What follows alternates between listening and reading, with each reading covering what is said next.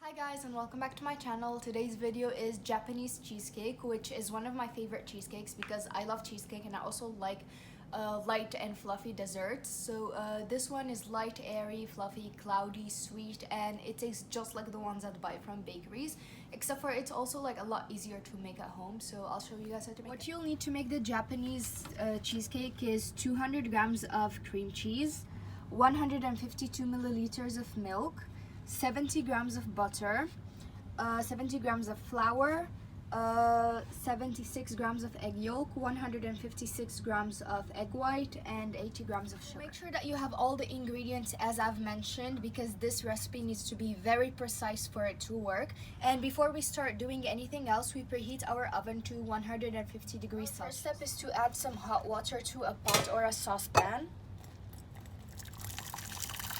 And we put our bowl on top of the saucepan, and now we just take our butter, our cream cheese,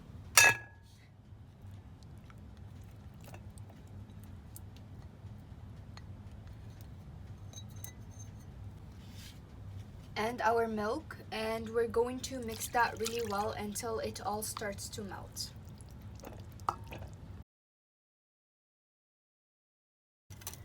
So as you can see, it has all melted and incorporated together, and it looks very smooth. So now we take it off the hot water and we're going to get in with our mixture. Now we add in our flour, but we filter it first.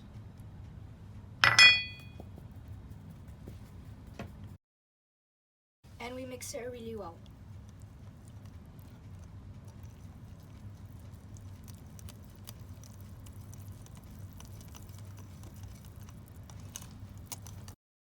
Now we're going to slowly add in our egg yolks, maybe 1 or 2 at a time.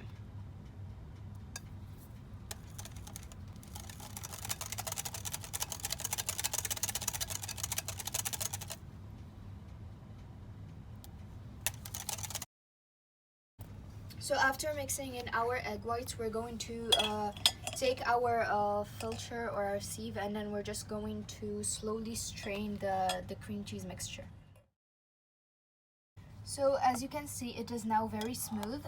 We're just going to set that aside, and we're going to whisk our egg whites with our sugar to make a meringue mixture. So we're going to add in our egg white and our sugar and make meringues, and I think that everyone knows how to make meringues by now. So we just put in our egg white and our sugar, and we mix that.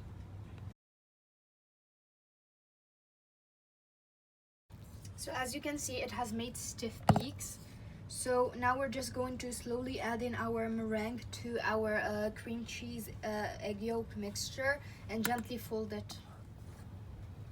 So we just add in our egg white, and we're going to slowly fold it in.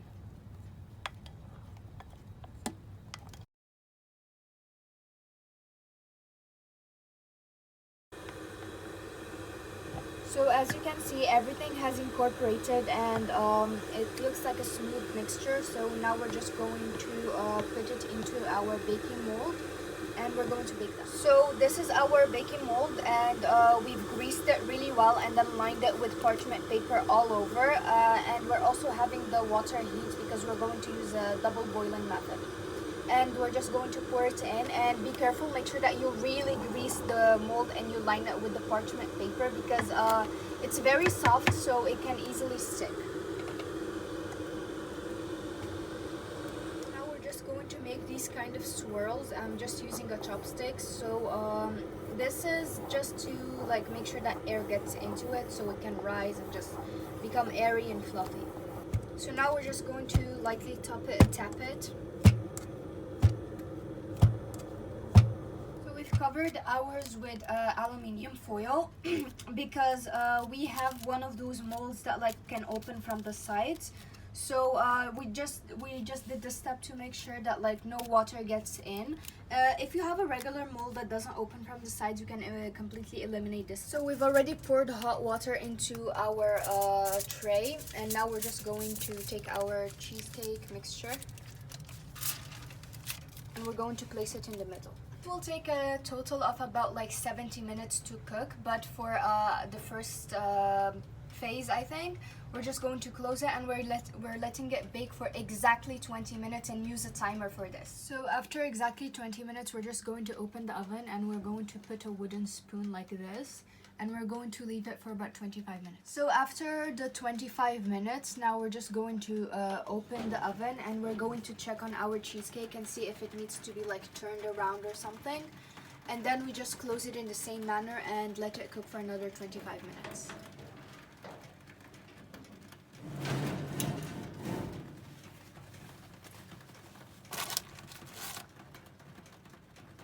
So I think it looks fine. We're just going to leave it as it is and we're going to close the oven again.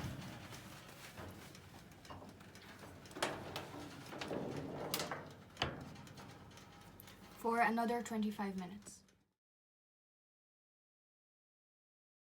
So we just took it out of the oven and as you can see it's golden brown. It's very fluffy and jiggly. Fluffy that like I just tapped it with my finger and then it just cracked a little.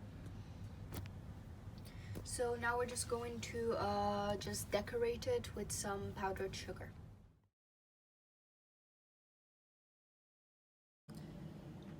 So this is what it looks like, and as you can see it didn't rise like you would usually see it, and mainly I think that because like it's not supposed to be this big. And so yeah, next time we'll make it with a much smaller mold with like but this time with chocolate flavor. And also like if it was to actually rise with like this size, I should have like quadrupled the recipe instead of doubled it. So it didn't rise because it wasn't a successful recipe, it's just that I didn't use the right mold. So as you can see it's very fluffy and spongy, so let's try one.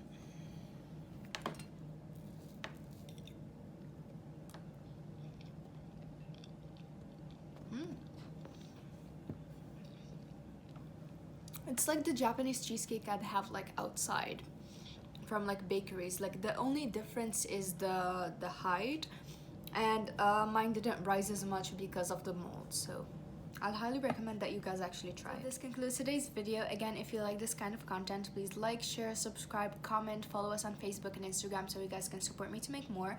Thank you guys so much for watching. I'll see you in my next video. Bye.